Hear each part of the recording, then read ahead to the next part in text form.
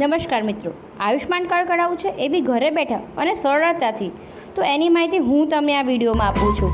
તો વધુ માહિતી મેળવતા પહેલાં અમારી ચેનલને સબસ્ક્રાઈબ અને બેલ આઇકોન બટન દબાવો, જેથી આવી અવનવી માહિતી તેમજ સરકારી યોજનાઓની વિગત આપણે આસાનીથી મળી રહે.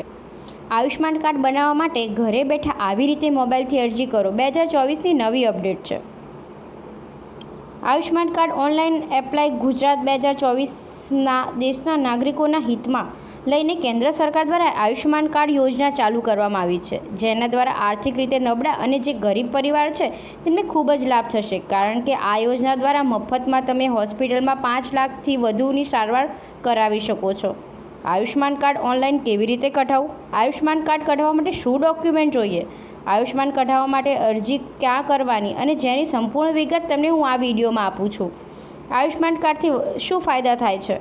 તો આયુષ્માન કાર્ડ દ્વારા શરૂ કરવામાં આવેલ એક યોજના છે, જેના દ્વારા તમામ લોકોને 5 લાખ રૂપિયાથી 10 લાખ સુધીની ફ્રીમાં સારવાર કરાવી શકાય છે અને તેમાં હોસ્પિટલનો ખર્ચ બચાવી શકે છે. જો તે ગરીબ પરિવારના છે અને હોસ્પિટલમાં વધુ ખર્ચ થઈ ગયો છે, તો આયુષ્માન કાર્ડ દ્વારા તમે તમારા હોસ્પિટલ બિલમાં સારવાર મેળવી શકો છો અને અન્ય રોગ માટે તમે ફ્રી દવા કરાવી શકો છો. આયુષ્માન કાર્ડ માટે કોણ અરજી કરી શકે છે?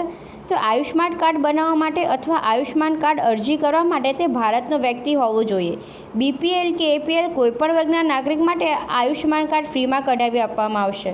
જો તે આર્થિક રીતે ગરીબ છે અને તેમને સારવાર માટે પૈસા નથી, તો આયુષ્માન કાર્ડ દ્વારા તેમને રાહત આપવામાં આવશે. કોઈપણ વ્યક્તિ આયુષ્માન કાર્ડ કઢાવી શકશે અને લાભ લઈ શકે છે. આયુષ્માન કાર્ડ અરજી કરવા માટે કયા ડોક્યુમેન્ટ જોઈએ છે? જો તમારે નવું આયુષ્માન કઢાવવું છે તો તમારે કયા ડોક્યુમેન્ટ જોઈએ છે એ અમે તમને જણાવી દઈએ છીએ, જેથી તમારે કોઈ તકલીફ ના પડે.